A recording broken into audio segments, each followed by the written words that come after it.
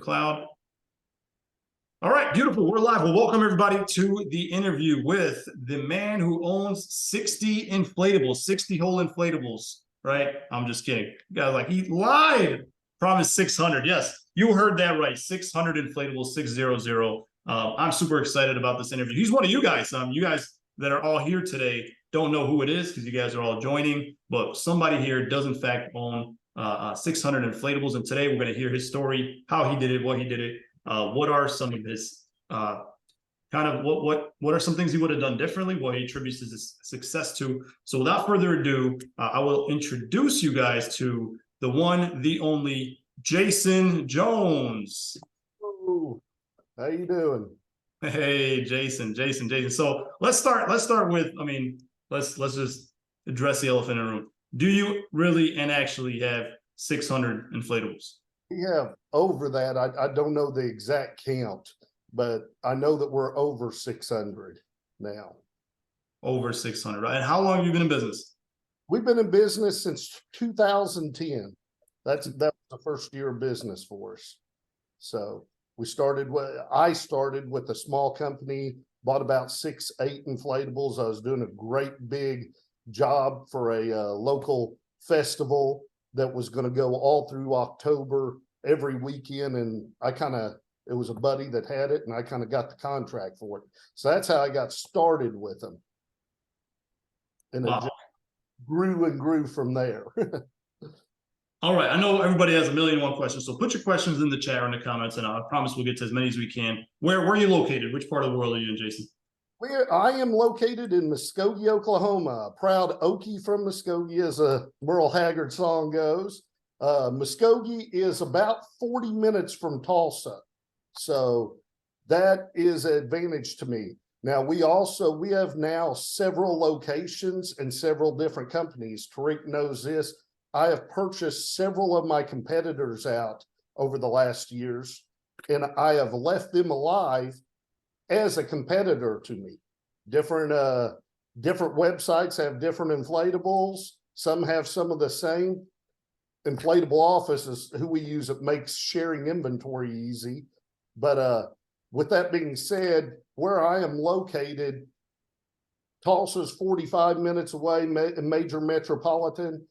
We are also in Arkansas, which is about an hour and 15 minutes to Fort Smith, about an hour and 45 minutes up to Rogers, Bentonville. So we have several different areas and several different ways that we do our deliveries. It all depends on what area we're in. You just said something. So you said you buy out your competitors, but then you keep them alive as competitors. What does that mean? So I was a few years into it, growing my current company, Show It Off, my main company.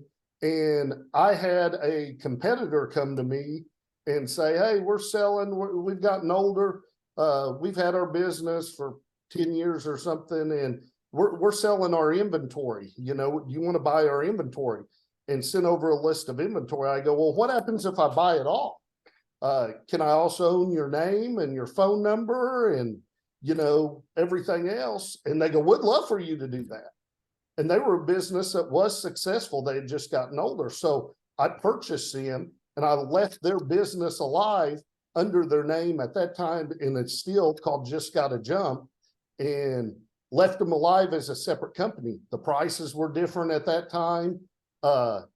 Their policies were a little different. We changed them over, but and they're still a different company today. Actually in the Tulsa area, I own 6 companies or something that services actual Tulsa, 6 or 7 companies. Some of those are competitors that we bought out. We just bought one 7 months ago, and like I said, we left them alive. We got their book of business, got all their customers. They had different policies than us. We usually change a lot of their policies to match ours, so it doesn't get too confusing. But their pricing was different, so we left their pricing. Sometimes we raise their pricing depending on their inventory. Sometimes we lower it, but it's good to own your competitor, because right now If you go to Google, Tariq's my man. He handles my Google accounts, and definitely with AdWords, 3 or 4 companies right there popping up in the AdWords when your customers call different companies. I own 4 or 5 of them. So it knocks out some of the smaller competition. They can't weigh in and everything. So you buy the inflatables, Right. but you keep the separate company name and you compete with each other. Now, is everything in one warehouse, or do you have different warehouses? Still housed here. So I have 2 warehouses on my the good thing about where I live, I said I was in Muskogee. I'm a mile outside of city limits. And in Oklahoma, if you're outside of city limits, if you're in county, it's a lot easier. I mean, I have big warehouses. You don't need building permits. You don't have to have all concrete around your buildings. I'm on 7.5 acres. Actually, my house is on the front side of the property. My business is on the back side, and it has a totally different entrance that all employees use and everything. But how many companies do you have total that you use these 600 inflatables for?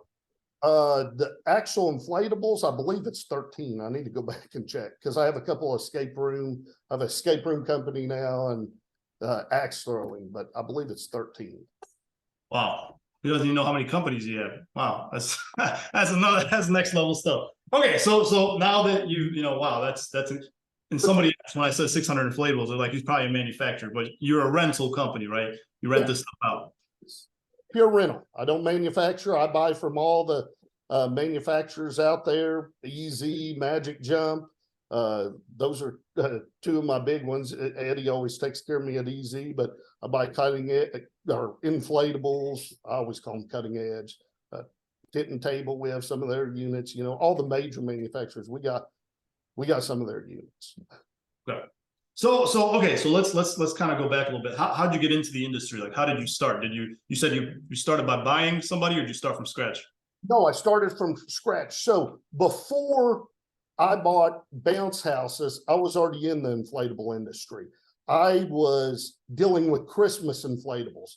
I actually started a Christmas drive-through park in this town where I had 1,000 different inflatables, Christmas holiday themed inflatables that you would drive through. And it was at a local facility here. It started at my house, then moved to a park. So everybody in town knew me as an inflatable guy.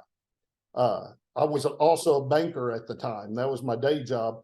And I was selling some of those inflatables at the time too on the side, doing some eBay stuff. But everybody knew me as an inflatable guy, and several people kept coming up to me, hey, why don't you have the inflatable jumpers or, bounce houses? I go, that's a thought.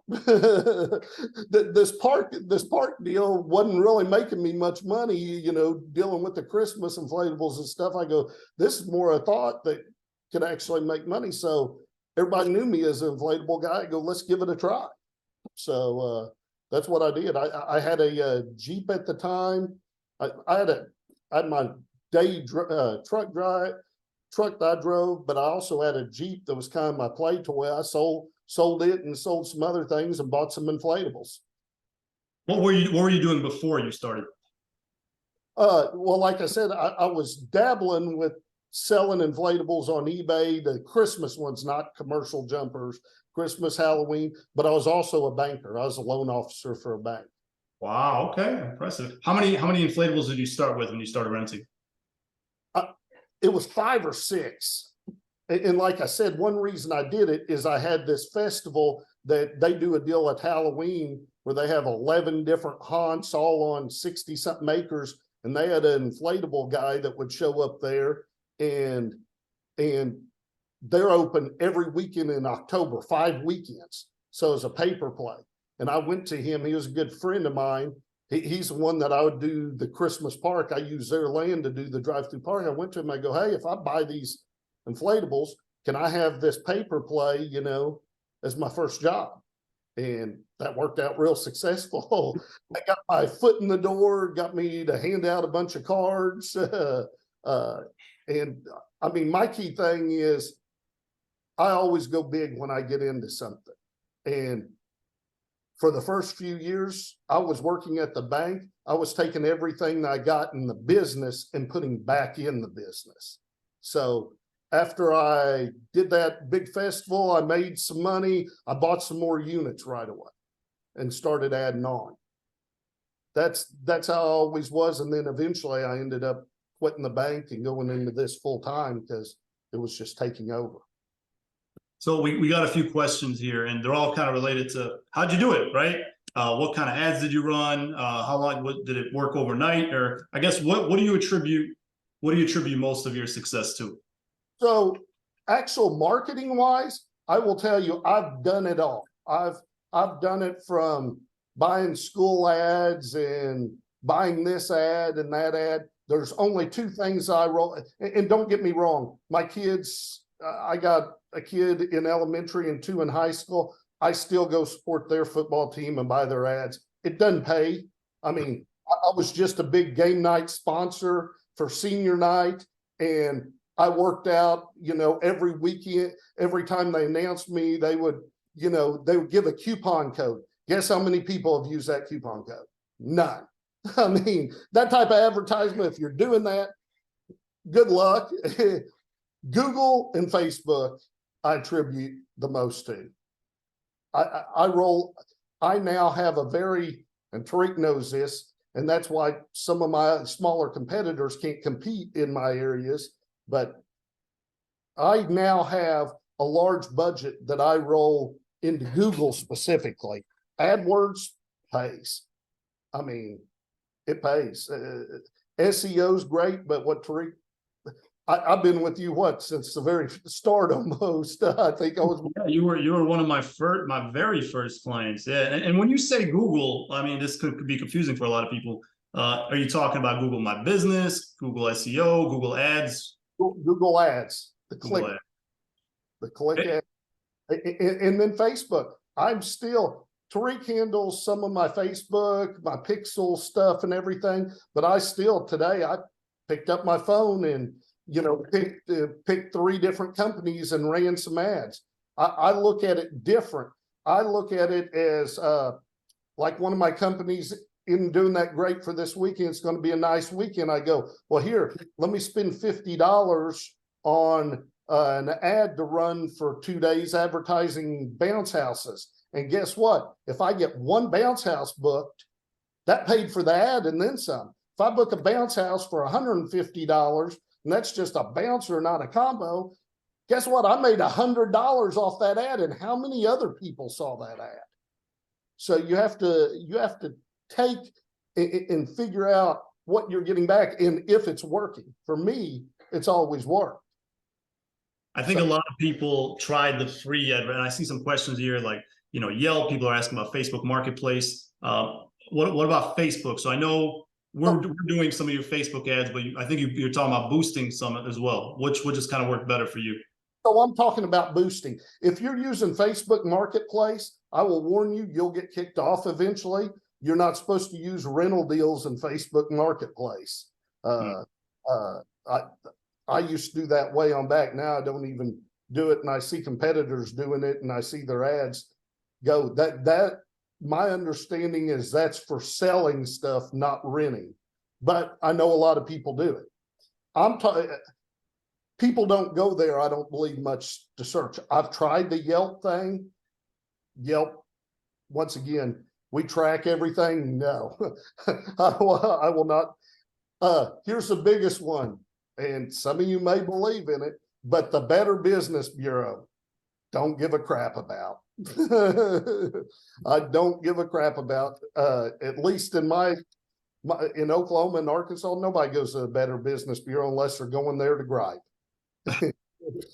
And use them for social proof, just to put that I have an A+ rating, but they're kind of like Yelp. Yeah, they're not going to bring in the business. So to answer your question, best form of marketing that's brought you the most money, correct me if I'm wrong, you're saying Facebook ads, Google ads, and then also Facebook posts. And I want to stop here a little bit because you do both, just to clarify. Some people will only post ads, but I know we're running like a bunch of your company's Facebook ads, and then you're also on top of what you're having us run for you. So the way that we do Facebook ads, we do very specific targeting. We're not doing the boosting. We're doing very specific. We're linking the Google ads with the Facebook ads. We're basically targeting the people who start the booking on your website but never finish. Next thing you know, they're on Facebook or Instagram, they're seeing ads. That's very complex. What you're saying is on top of us doing that, you're going on your own, depending on how your business is this week, and you're boosting additionally, correct? Boosting ads, yes. The inflatable rentals starting at whatever they start at, and some pictures of different ones. I mean, every now and then the guys will send me pictures of their setups. Hey, you can rent this bouncer on special for this, and it's amazing. Now, when I boost an ad, I make sure and go back. And if you notice on Facebook, anybody that liked your ad, you could invite them to follow your page. And I make sure and hit that invite for everybody on there. So that way you have people that will start following you more and more and see your ads a lot less. Well, Tariq knows, a lot more likely if they're your friend than just, oh, I saw this as an ad, I liked it. So go ahead. Sorry. That takes time to do, but you just have to find time. I usually wake up at 6, 7 in the morning, and as I'm laying there, my wife gets up and goes on, and I'm thinking about getting up, and the first thing I'll do is look at my phone and go, okay, I need to do something on Facebook real quick, because I'm not going to have time the rest of the day.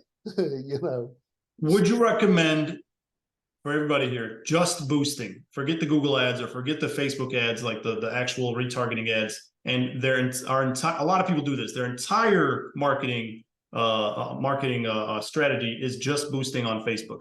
No, because I have found, and I've talked to customers, the number one place they go to is Google. When you want something, what do? You go to Google. Those ads are great, but those ads are only good if they're already thinking about a bounce house that day or this weekend. That's boosting that you're referring to. Right. If you are an average parent and you don't see that ad, where are you going to go? Hey, I want to rent a bounce house for little Johnny.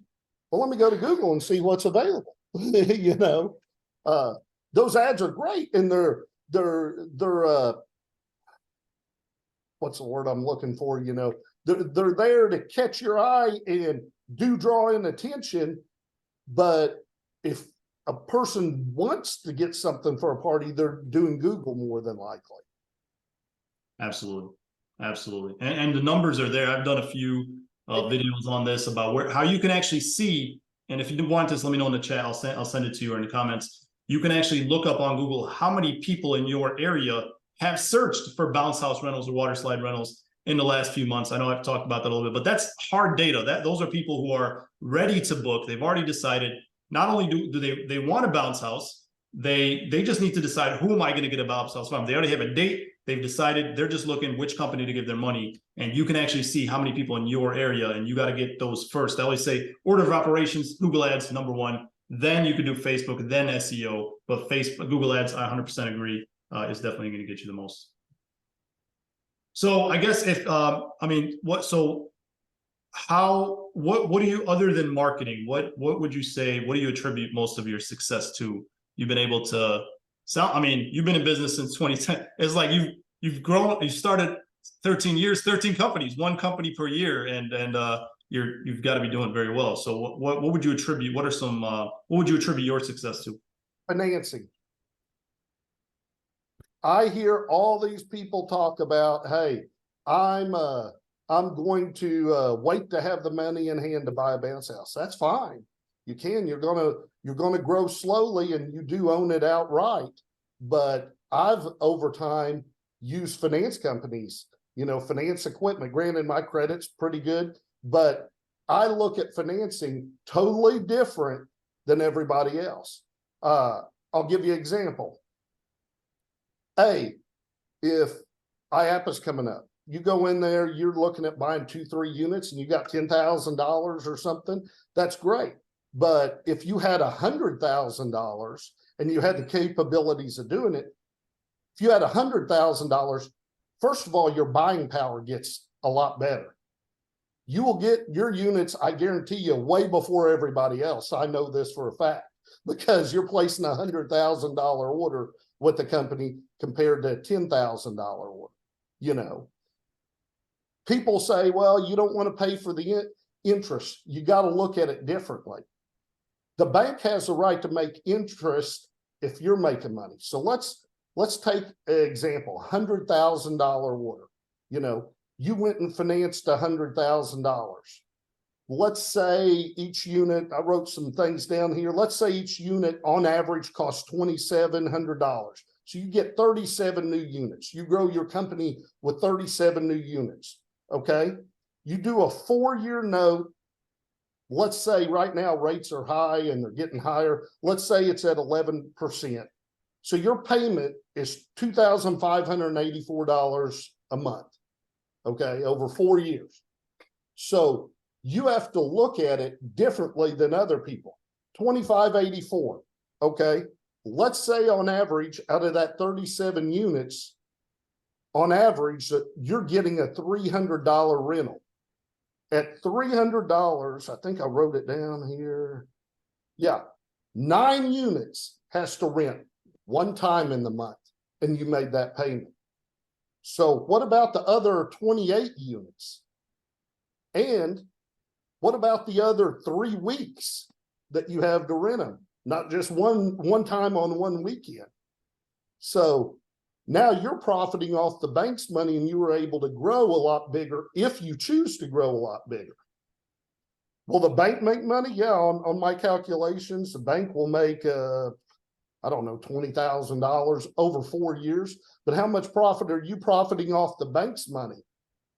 And if anything, you don't want anything to happen, now there's a lien on that equipment there. So if anything was drastically, I've been fortunate, not had anything drastic bad happen, but you're in a court someday and they're going after your business, they can't take those bouncers because there's a lien on them through the bank.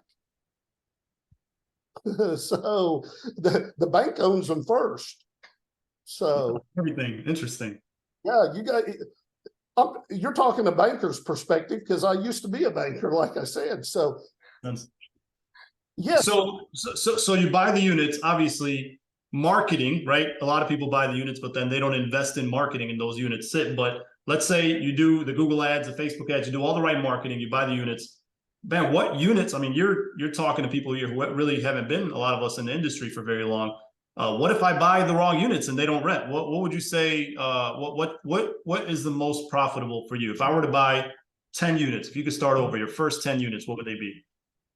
Well, of course, you need a bounce house, an obstacle course. But for me, my most profitable units are water slides. I'm in Oklahoma and Arkansas. It gets hot here. I mean, we rent water slides March through September easy. Don't get me wrong. I have a 60-degree weekend coming up. If someone wanted a water slide, I'd be happy to rent it to them. Some rental companies, oh, we don't get back out the water. Why not? I'll get out the water. I'll dry it out. I mean, granted, I'm on 7 acres and we get everything back out here and clean it here. My drivers don't clean it. We're too busy. Their job's to deliver the unit, pick up the unit, get it back here. I got a whole other staff that comes in during the week, cleans, dries things out, you know. But water slides for me do some of the best. Now, granted, you can't rent a water slide in the cooler months, and a lot of people are up north. I know it's different there, but you got to have your bouncers and your combos. Those are going to be called for. I've always been favorable towards some of the unique stuff. Sometimes it rents, sometimes you go wrong, sometimes you go right. Licensed stuff. I'm king of licensed stuff. I have a bunch of the licensed stuff. Had them for years. There's been a couple that I could tell you were bombs, but then there's my frozen stuff. Man, I rented Frozen when it came out, and Frozen still rents for me like crazy around here. There's a lot of little girls that like Frozen, and I get a higher rental rate for those that have it on there. Why? My competition around here doesn't invest in that. All their bouncers are just a plain bouncers. Don't get me wrong. I got a bunch of those, but you have to, in starting out, yes, I would not say go in and jump and buy a bunch of licensed stuff. That's not where you need to be. But as you grow, you need to look at some of your niche markets and where you could be different than your competitor. You're always going to need that generic bounce house, generic combos. I mean, everybody's going to rent them. They rent out like crazy for me. Don't get me wrong, but I've made a lot of money off niche stuff. Well, it doesn't sound like you have much competition now that you're your own competition. So that's take it with a grain of salt, huh? Still have plenty of competition. I mean, I know 3 guys in Tulsa, and one calls me about every week. Really, 2 of them do. Calls me every week, and I'm nice to them. We all talk to each other. That's what I've learned too. This is a competitive business, and it can be cutthroat. But try to talk. Over in Arkansas, my repair guy owns an inflatable business, but he talks to me. He came to me about a year ago when he was repairing some of my units. He goes, "Hey, Jason, I've talked to so-and-so and so-and-so. We've talked about raising our prices a little bit. Would you be on board?" "Yeah, I'm on board. If you're all going to do it, let's do it." So being nice to competitors sometimes can pay off, and you can figure out more what they're going to do, and you can work together to both make money. There's plenty of business out there. There's plenty. Absolutely. What would, I mean, I guess what would you have done different now that you've been doing this so long? What are some of the things you've learned that if you could go back, you would have done differently? Man, I don't know. Some of the people I hired,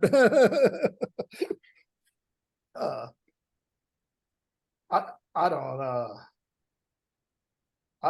there's pieces that have been wrong that, once again, you buy some of the wrong things. I don't know. That's a tough question, Tariq. It sounds like you haven't made many mistakes. That's good. So, I mean, we could just scoot past it if you're good. Here's the deal. I'm a forward thinker. My wife gets on to me all the time. I'm a forward thinker, not a past thinker. That's just the type of guy I've been for a long time. And I used to let things get to me, definitely in this business a lot more. I'll walk in, and I have a couple of office girls now that are answering the phone. I walked in today and they said, "Jason, we had a problem. Did you know this happened at this deal?" I go, and I used to blow a gasket, go out, try to find the guy, figure out what's going on. Now it's like, hey, okay, well, talk to the driver. Let's see their side of the story first. See if they really messed up. And sure enough, this instance, they came back to me and they go, "No, the driver said the wife was the one there and talked with, and she did this, and that's why she." I go, "Okay, well, call back the husband, tell him he needs to talk to his wife." Problem averted. So I try not to, and definitely when bad things happen, you don't want to remember all of those, but I try to look on and go, how can this be fixed? And let's move on.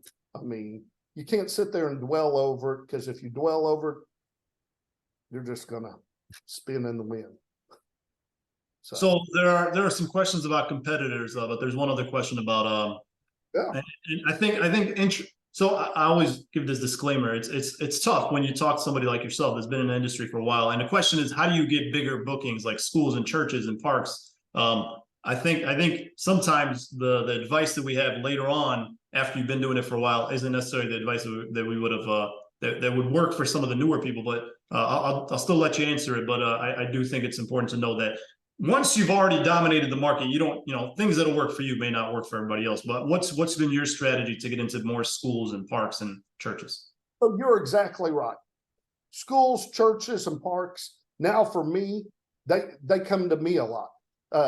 They know our name. And like I said, we've used Inflatable Office for years. So they get our emails reminding them, hey, 11 months out. Hey, remember you booked with us last year, try to book with us again. That has been great. I don't know. Inflatable Office has been great with that. And I know ERS and Bouncy Castle, I think they all have a system like that. I highly recommend. Now, if you're starting out, you're right. I didn't just jump into churches and schools. I actually did direct mail outs. Got on Vistaprint, made a postcard.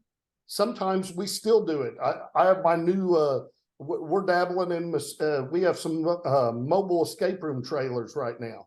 And a new company, it's still on our inflatable sites, but a new company that kind of formed with it. And we're doing some of it direct deal. I will go on, I went on Google and searched for schools and churches, and there's some, there was a website way on back. I don't know if it's still there. And some of them aren't correct, but like a church finder website, and search for the churches in your area. And we made a postcard advertising, hey, your school get, 5% off if you book with us, and had some cool pictures. I just did postcards because postcards are cheaper to mail. A lot of people don't know that. If you go to the post office, you ask them for a postcard stamp, it is cheaper than a regular stamp. And then you could put those on there, slap a little label that you buy at Staples, and you're good to go. They get those. You will be surprised. Once again, I remember, and like I said, we haven't done those direct mailings. I may have to redo that here this year. Sometimes it's always good to go back and do that. But I remember I would spend $700-800 on direct mailings, schools, churches, maybe at Easter time, it would be like in the winter around January to hit churches for Easter time and hit schools for end of year events, field days and stuff. Spend $800-900.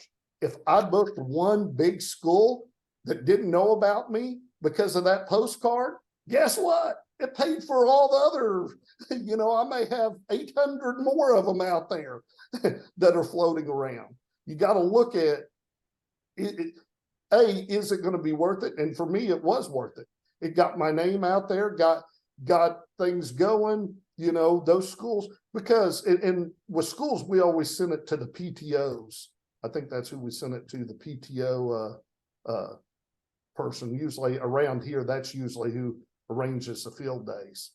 But that really helped build my church and school customer basis. That's a great question, definitely for someone starting out. It paid for me back when I did. For a matter of fact, now thinking about it, it's been a few years since we've done something like that, and we're coming in the slow season. I'm gonna have Tori work on that this here in a month.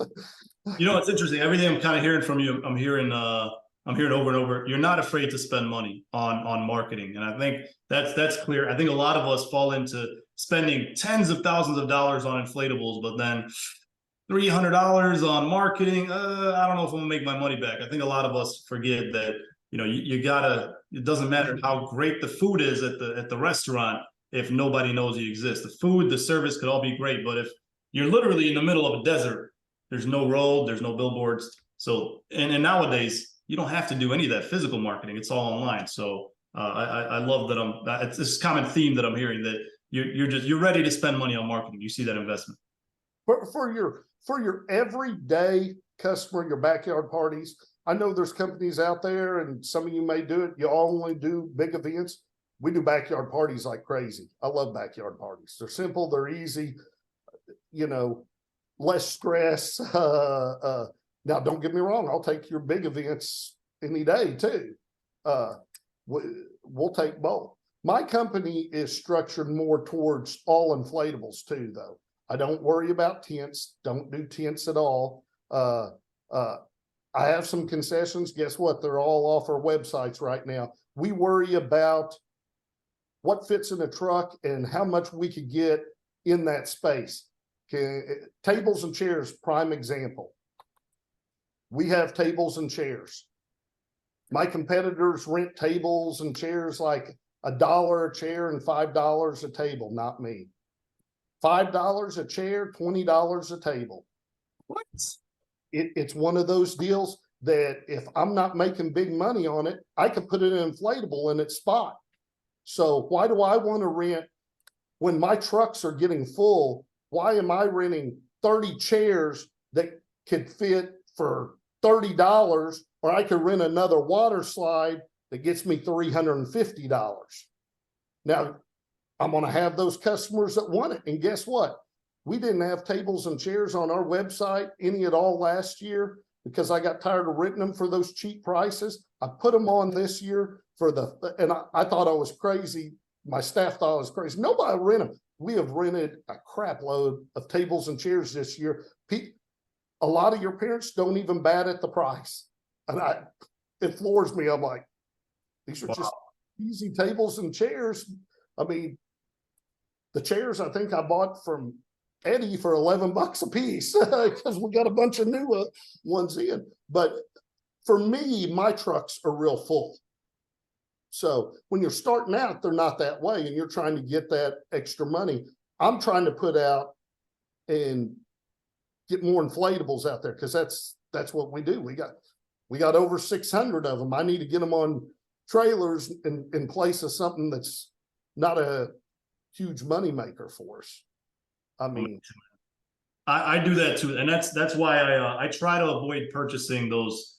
And maybe it's just, we got about 50 units, but I try to avoid purchasing the interactives and the really specialized units because exactly what you said, it's not going to go out as much as a wet dry combo. And that's what I think of. I think about the value of the space that inflatable takes. I want it to go out 20, 30 times a year versus, yeah, I can get a really unique unit, but it might only go out 10 times a year, but it's going to take up the same amount of space. So I'd rather lose that. For me, I'd rather lose the customer who's looking for something super unique because, then somebody else will rent that common unit. So it sounds like you're kind of thinking the same way with the tables and chairs.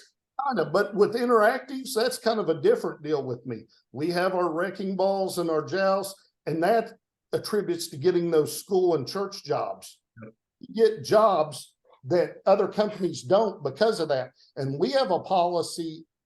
Every one of my companies has a policy, and it states big and bold in our contracts, we will not show up if any other inflatable company is present.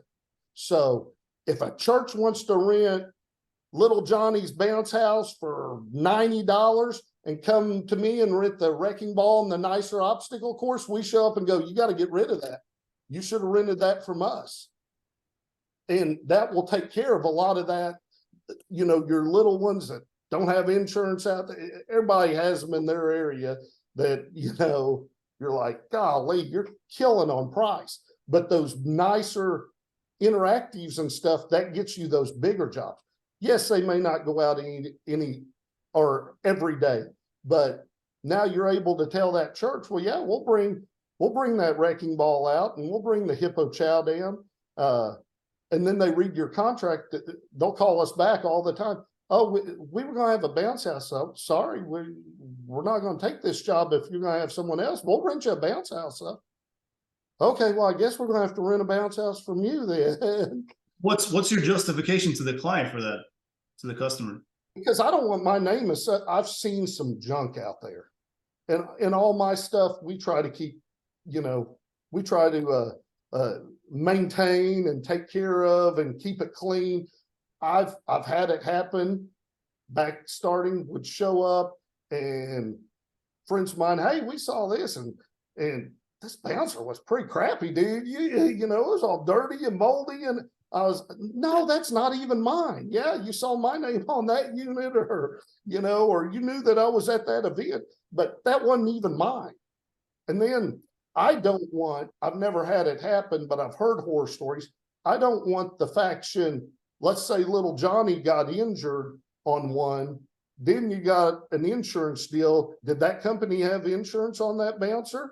Or are they going to try to come after your insurance because you had inflatables there? I just don't want to mess with it. Yeah, that definitely clears it up. That's great. That's great justification. I love it. And I mean, back to and for anybody who's interested in this, I mean, there's definitely lots of information out there. We did a webinar earlier this year about school bookings, but we also hosted a master class on how to get exactly what Jason is doing, how to send out those letters, what to write in those letters, who to address them to. We're doing an updated 2024 version in December. So if you're interested, let me know. I can send you that information. And it's available for Event Hawk members. We're posting about it in the group, I think this week or next week. But back to your point, I mean, how big is your warehouse though? So if I have a small warehouse or a small garage, should I really be getting a wrecking ball to take up one of my 6 spots? You have endless space, I assume. And I have 2 warehouses that are 6,000 square feet a piece. Now, one of them's not quite that big because we now have built out an apartment and have some build out in there because some of our drivers get in late and I go, hey, you could just crash there, if you got to go out early or whatever, but no. And Tariq brought it up before this. He asked me, did I get any pictures of my warehouse? I didn't even think about it, but it's a mess. It's nothing like Tariq's warehouse. We try to come up with an organization during the winter. It never lasts. Granted, I have a loading crew. That's what their jobs are. They work in the warehouse 5 days a week. They load trailers, they load trucks, they can tell you where everything is in there. And it won't be in the same spot the next week, but they'll be like, that's a blue roll. And for us, we write on the bottom of all of our pieces. There may be several markings, I don't know, Avengers combo. And then it may be written on there we have the white Sharpie kind of paint pens. I mean, we make sure that it's on the bottom and, it doesn't hurt anything because nobody sees it, when you have that unit up. We don't use bags or anything like that. Don't have time for that. We need to get them out, but no, we don't. We do have pallet racks. Stuff on pallet racks go out very seldom. Most stuff's just standing up in the warehouse. Now there's exception, like in the upper warehouse right now, they have a bunch of our water slides in there. They have stuff just stacked on top of each other, because that's in storage right now. We're not using water slides. If they need to go get one, which they did the other day, it was quite funny finding them crawl around on those. But so next question is about pricing. So how do you price yourself? What's your pricing strategy with your competitors, with your area in general? What's your pricing strategy? So I look at competitors. I look at competitors and then what I'm doing. So I do a lot of different things with different companies. A lot of my Arkansas bookings are for the complete weekend. We deliver on Friday, take down on Monday. Our Tulsa bookings are not for the weekend. They're just 5-hour bookings, and I do that because some of my same drivers and trucks get to go different days of the week, if you see what I'm saying.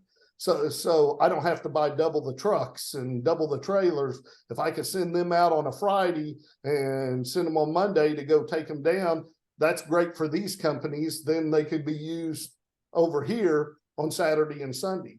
But pricing, I watch the competitors. I had a higher price going into this year on a lot of things, and I've seen the economy around here start going down. I've adjusted down quite a bit of pricing right now, and it's going into slower season. That's my job. That's why I spend most of my time at. I have girls that are doing the bookings and phone calls. I'm working on pricing. I just looked at something and talked to a warehouse manager. He pointed out 2 or 3 pieces in warehouse. He goes, Jason, I don't think these really went out much this year. I go, well, then I need to look at them and adjust the pricing down on them. We're asking too much for that. Let's get those units out more next year, So working on your business, letting somebody else work in the business. Love it.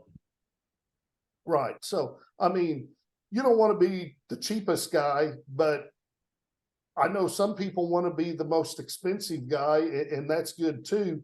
But I also, for me, I'm in the middle. I want to be the guy that I got all my trucks out, or pretty close to them. I want all my guys working. If I got guys sitting here or trucks going half full to different areas, why? I'm making, if you're the highest guy, you may be making a little bit more money. Let's say you're renting for 200 compared to 165. Well, yeah, you made 35 more dollars, but what happens if you got two of those on there at 165 because you were 35 bucks cheaper? How much profit, you gotta, it's a balancing scale. So you kind of price yourself in the middle, not the highest and not the lowest. You want to get the volume out there. Sometimes too, I'll have a company that I just bought this year. I bought out one of my competitors, and we bought them.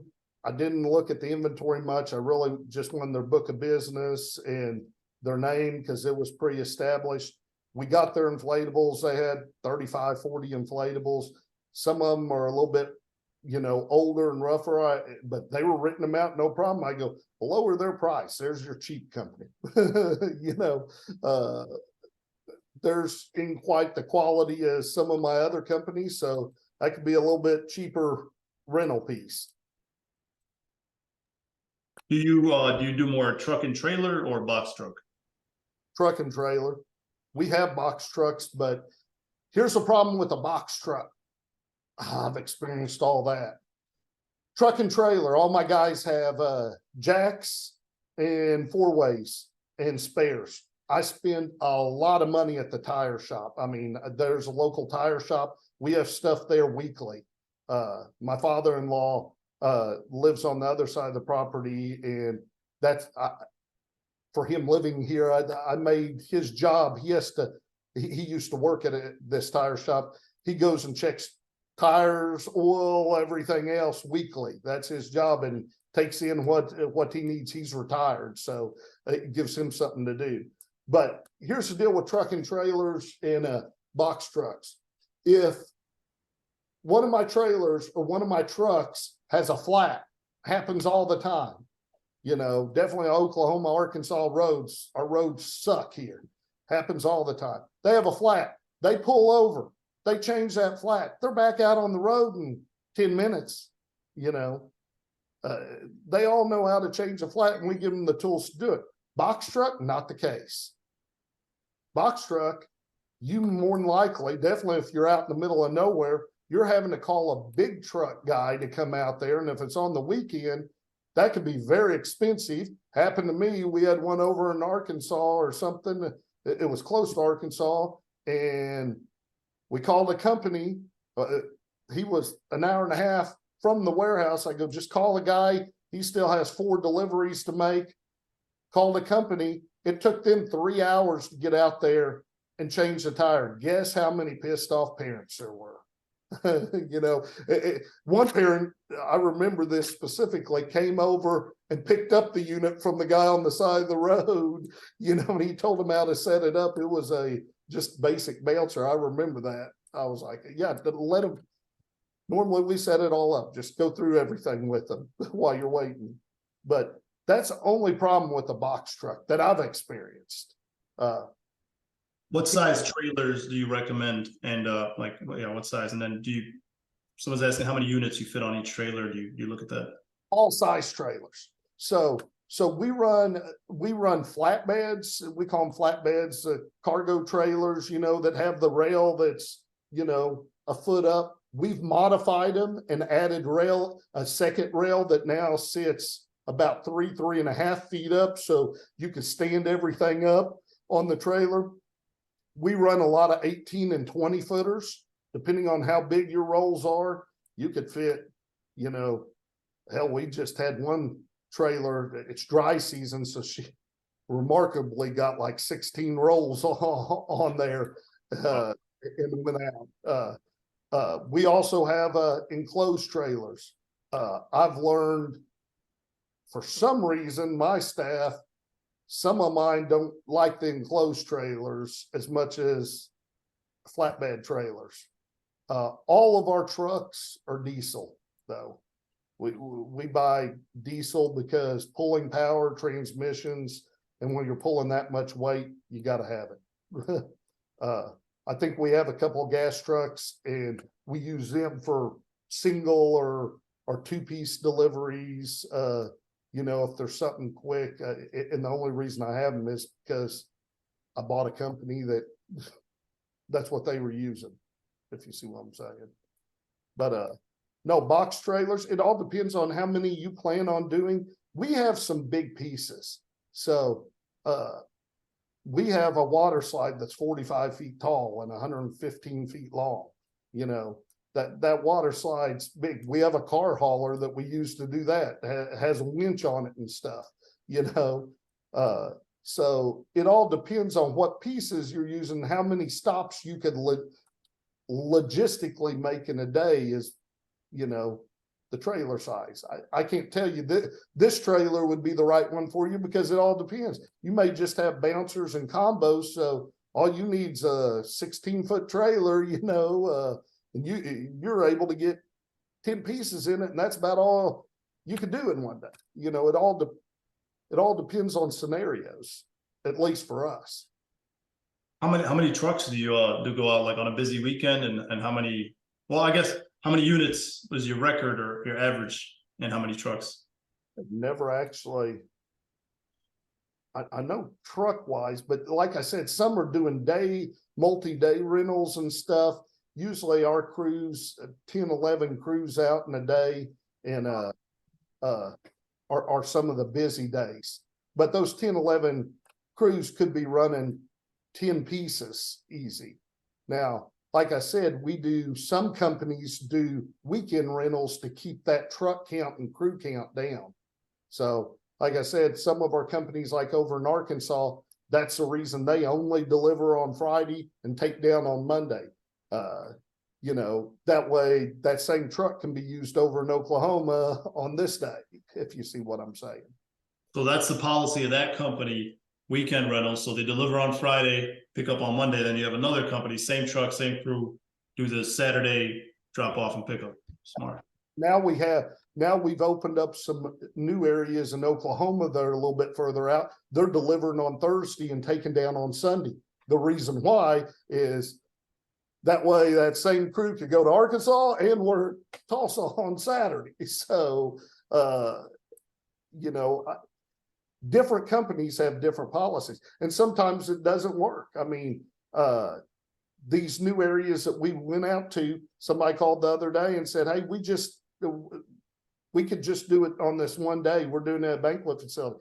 I'm not the right man for you. These are expanded areas for us anyway. This isn't our core area. So I wasn't afraid to turn down the business. I'm not going to drive an hour and a half, 2 hours for one rental. It's not going to make any money that way. So I don't know if you're able to touch on pay, how you pay your guys, etc. Not sure if you want to touch on that or.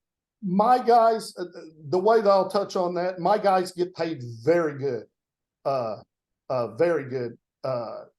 Most of our guys, we pay one guy to be in the truck and they will pay for their own help. We let them work out if they want help. But most of those guys, I mean, in the summer, they could be making $1,500 to $2,000 for 4 or 5 days easy. So they're paid good, and they know the more pieces they get out, the higher their pay is going to be. I've never liked the motif of here's how much you are and here's what you get. But that's why my guys, a lot of my guys that are here right now have been with me for years, and they know. Tariq brought it up the other day, yesterday or today. He goes, how's it going there? I go, right now we're starting to scale back, and my guys know it. And they know November hits, we're going to start scaling back, and they better save their money. And some of them may go get jobs elsewhere in the winter, you know, if we don't need them. That's always funny.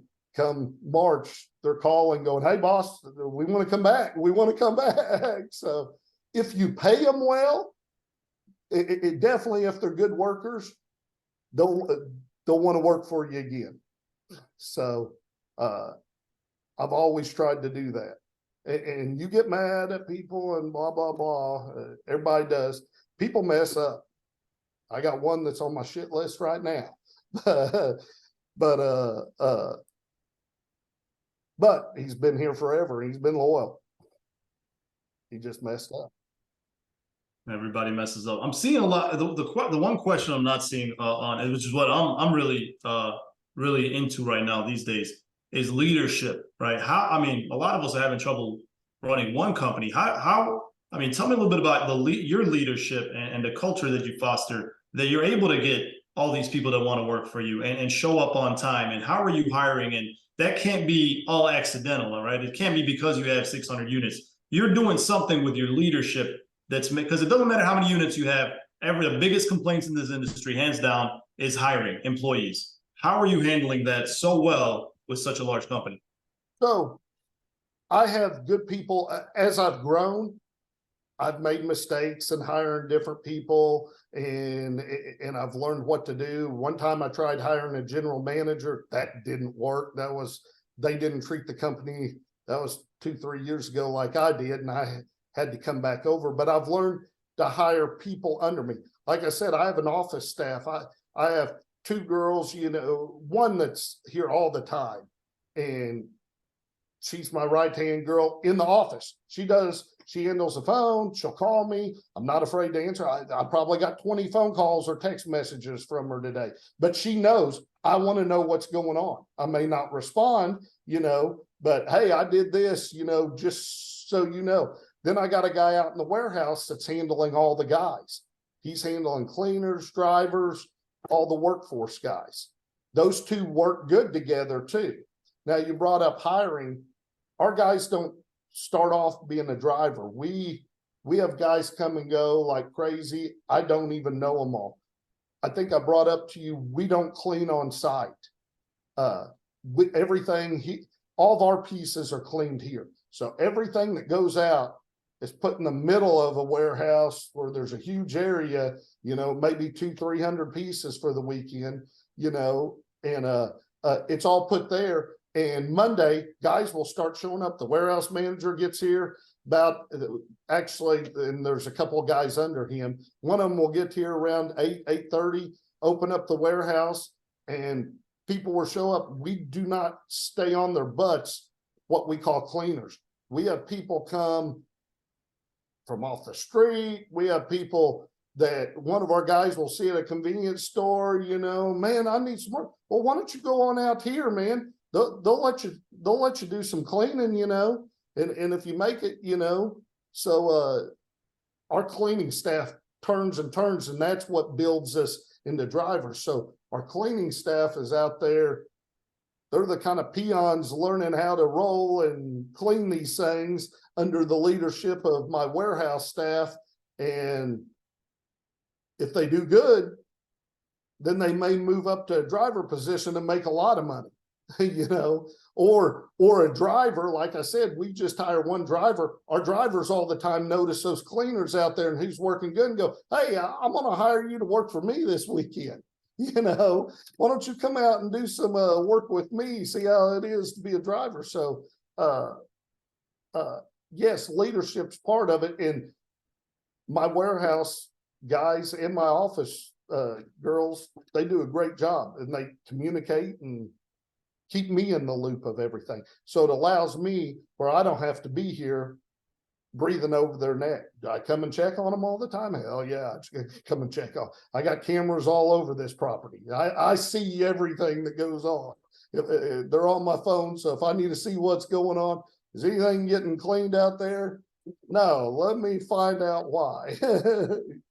So, Man, that's impressive. And are they, as far as hiring, are they kind of referrals from other employees, or do you put out ads?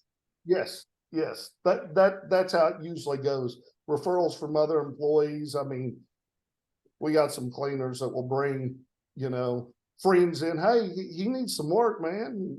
Okay, well, we got plenty to clean. The cleaning never stops around here. I mean, now in the winter it'll lay back down, but it never stops. Getting those pieces clean and vacuumed and getting the mud off of them. I mean, sometimes it's easy, sometimes it's not, but in Oklahoma, it gets hot here in the summer. We don't worry about them drying out as much, definitely in the summer, definitely if the water slides, because they're going to get wet right again. But But yeah, get them clean. We don't want to show up. And for us, I know every company's different. If you're only working 5 rentals, you have time to clean on site. But for us, when I got a driver that's doing 10 stops in a day, I need him to get there, get that out, and get to the next stop on time. And if he has to stop and clean the unit for 10 minutes, then that's less money I can make him delivering a unit, if you see what I'm saying. And that means I would have to hire another guy to replace him, and another truck and another trailer and so forth. Makes sense. As far as I mean, there's a few more questions on pay. Again, I don't know how much you want to elaborate, but how do you pay? How many employees? How, do you pay the cleaners different from the Cleaner a lot lower. That's a starting out, starting out crappy job. And crappy job, but that's why I said it. I don't even know. It's funny. I don't even know half the cleaners sometimes till they make it to driver status. I know all my drivers because they have to be vetted by me and everything before they actually become a driver, But cleaners, most of the time the cleaners, it's piece pay too, and that's how they want it. These guys come in off the street and, hey, how much do I get paid if I clean 10 pieces? Well, we'll pay you this much. Okay. We're not going to be on you though. If you want to sit around, you could sit around here, but if you don't get the 10 pieces done, we'll pay you this much for these type of pieces, and they like that because then they could come and go as they please. We don't get on to our cleaners for coming and going. Hey, you're getting $10 on this piece, if you want to clean it. I'll clean it. That'll take me 15 minutes. Well, it took you an hour. Well, I took my time. Yeah, I definitely believe that giving people the freedom kind of add some ownership too. Very cool. We're coming to a close here. So any other questions, go ahead and share, or anything else you want to share. I want to know 2 questions. What's that behind you? What's all that about? And what's next for you, Jason? Are you buying out more companies? What's the plan? But first, tell us what's going on behind you there. Is that a Zoom virtual background? No, I'm a huge WWE collector. That's my hobby. Huge WWE fan. My whole office, actually, my desk I'm sitting at is made to look like the ring announcer's table and stuff. But I do collect a lot of WWE merch and a lot of collectible things. So my office, if you saw the whole office, it's totally decked out in WWE stuff, signatures and different things like that. That's my hobby. So I get to spend money on my hobby sometimes, and go to different events and everything. Right. What's next is I always said one day I want to retire. I'm a beach guy. I want to live on the beach. I hope someday that will happen. I don't know what's next. With the company, yes, I got a competitor right now, a very, very big competitor actually, that wants me to buy them out. And that's a possibility that we're working on currently. So expansion, I'm always going to expand if I could afford and it doesn't pull my hair out too much. But right now the staff, like I said, I got a good staff. I've also gotten into some things. Like I said earlier, some things you're going to try and you're going to lose at, some you're not. I'm now running some mobile escape room trailers and an axe throwing trailer.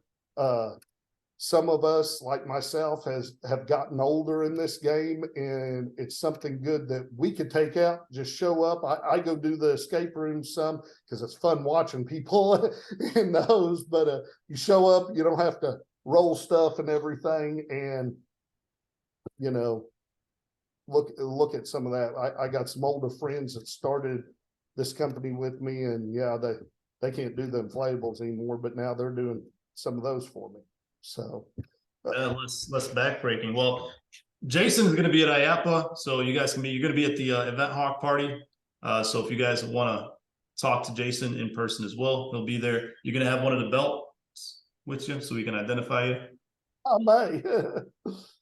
There's a couple questions here about trucks. I mean, I don't know if you want to expand a little more about which diesel engine or That's a good question. I'm from Oklahoma. Trucks, you know, we're truck guys here. I will tell you my experience. Yeah, once again, I'm a diesel guy. All mine are diesels pretty much because of the pulling power. I will tell you, some people get on to me, say you're stupid. I buy new. I give these young drivers a brand new, you know, $60,000, $70,000 pickup truck sometimes, and my father-in-law gets pissed because there's a new dent in one that's only a year old. But you know, I buy new not for that reason. I buy new because I know that I've maintained the truck. We're very particular on how we maintain trucks and stuff around here, so I know what it's been through. I've bought some used and had trouble. Brand wise, I've had Chevys, I've had Fords, I've had Rams. Me personally have had horrible luck with Rams. I will not buy another Ram due to their transmissions. They go out too fast. yeah, that's what I got. Yeah. I'm sorry, just for me, I've had all three, and it's not just one Ram. I've had three Rams all do the same thing. Transmissions go out way before Chevys and Fords do. You know, I'm just a Chevy Ford guy. That Duramax and the Allison's hard to beat pulling trailers every day, all day. So that's just me. We're not out there to hot rod. I know the Rams are good for hot rodding trucks and stuff like that. That Cummins motor is awesome, but I'm not a fan of the transmission. The transmissions does not serve my companies well. So so Ford or Chevy would be your go. Yeah, I go Ford and Chevy. I still have two Rams left here on the lot, and I'd like to get rid of them eventually. But well, I'm going to let you answer this. A few questions here, but I'll let you answer it in your way. People want to know how much you're making, what's your net worth, so you can answer that however you want. But everybody, I think that's on everybody's mind, so I'll ask, and I'll politely ask, and you can answer however you want. I'm not going to disclose my net worth, and we are obviously making over seven figures, but I'll leave it at that. You have to be if you have this many inflatables. So now I'm not saying that's profit, but I make a decent living. So, but I continue to buy still too. I keep expanding.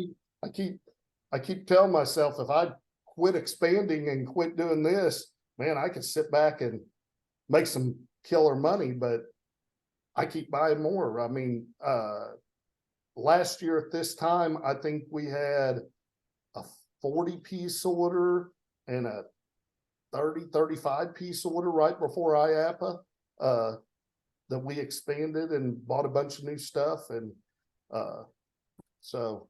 Do you sell off? Do you like, what do you do with all your units? Do you sell them after a certain amount of years, or do you not really do that? I do sell some. We just sold some on one of the forums and everything. We sold them because they were older units. They had gotten heavy compared to the newer versions. They were 7, 8 years old, you know. They were still functioning. They were in a rental market, but they were also units that now we got this new, you know, kind of like with EZ, they're using different material now, you know, that's lighter and shiny material, you know, that's easier to clean. And we're like, hey, this unit's sitting around more, let's get rid of it. You know, we've kind of already replaced it. So we will sell units. I got about 10 on my list right now that are sitting in a warehouse I need them to take pictures of. So I imagine. Well, we're gonna go ahead and wrap up. I don't want to be respectful of your time unless you have anything else to share. But before we turn it around to you for closing thoughts, if anybody's interested in learning more about Jason's marketing and how we've been marketing for him, gosh, I remember Jason, you started with me way in the beginning, and interesting because I know a lot of us want to go bigger bookings, but I remember when COVID hit, I lost almost every single one of my clients. You were the only one that stuck around. You were like, man, things are great with COVID. The backyards really stuck around. So I'll share, if you're watching, this is kind of how to get a hold of us. If you're listening, then you can text the word meet, MEET, to our phone number 708-401-6465. And we could talk about marketing strategy, same one we're doing for Jason, whether it's Facebook ads, Google ads, optimizing your website, Event Hawk software. Text the word MEET, MEET, to 708-401-6465 to schedule a meeting, or you can comment or scan the QR code. So if you're interested in that, calls free. We don't charge for that. It's not like a commercial. Go ahead and screenshot this so you have it for later. Keep it up for another second. And then I'll turn it around to you, Jason, for your closing thoughts or anything you want to kind of end with here.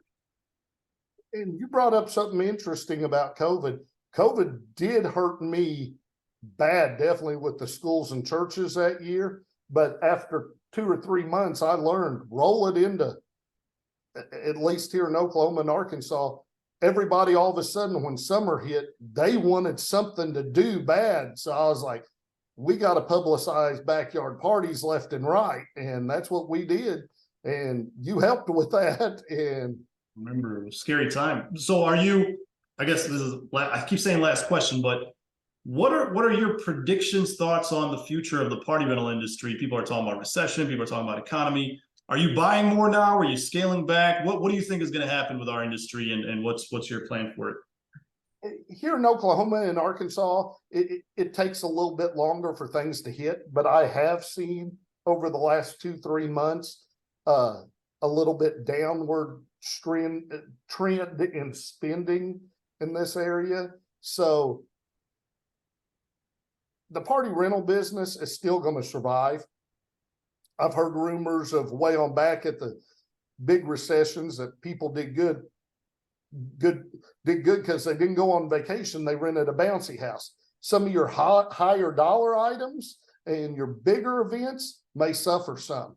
But once again, if you're doing backyard parties, you may be okay. I'm doing a lot of backyard parties. So I'll always stay in that business because COVID, because of a recession. Yeah, you're going to lose some business, but like I said, little Johnny wants something to do this summer, and if they can't afford to go on a trip for $1,300 but rent a $200 bouncer to keep little Johnny happy, they're going to try to keep little Johnny happy with that if they have the $200 to, offset it. And I'm gonna that way. We did a recession webinar, and that's what they were saying. Some people who've been through a 08 recession, even before that people will sacrifice a lot of things, but not entertainment. Like that's one of the last things they'll let go of.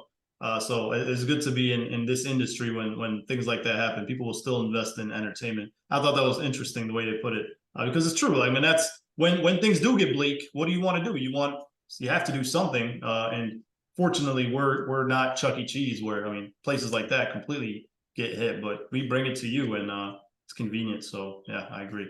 I will say I'm not buying heavy going into this next year.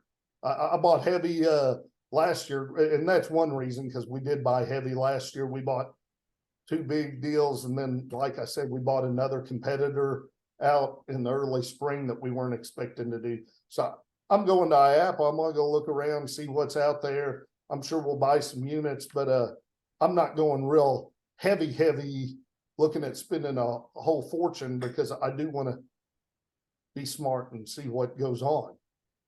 Now, I'm also at a level that I got plenty of stuff, and I'm not renting everything out daily. Obviously, if you have over 600 units, you're not renting everything every day. We don't.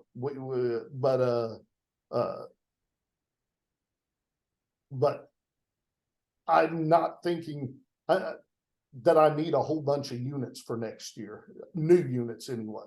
Right. Oh, yeah, right. Yeah, I mean, you're doing it all. I mean, you have a lot of different avenues. I think the last thing you need is more units. There's maybe different ways to get them out there. So I'm in a huge expansion, but that's where I'm at. For the guy that has 5 units in his business has really started taking off, he may need to go buy another 5 units at IAPA or whatever, because they don't have any. I'm not telling you not to do that. Don't say Jason said don't buy. Everybody's situation is different, and that's what you have to look at. You have to look at, hey, if you're going to buy more units, you have the people to do it, and you have the business. You have a good strategy to go behind it. Last year, when I bought all those units, we had a new marketing strategy, and we were expanding to some new areas, which we did in the winter. We always look at stuff like that in wintertime because it gives me time to work on websites and build the inventory and everything else. So. Very cool. Well, Jason, this was really a pleasure. Thank you so much for coming on. And really, I mean, just tons of knowledge. Definitely, we all appreciate you here. Anything you want to close with here before we end for the night? No, not much. I pretty much did it. Pretty much said it all.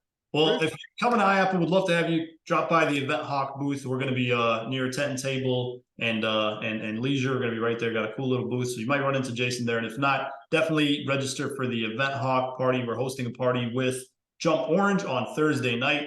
If you guys need info on that, shoot me a message. I'll get you some tickets. And with that, thank you so much again, Jason. This has been a pleasure. We'll definitely talk again. And you guys enjoy the rest of your nights.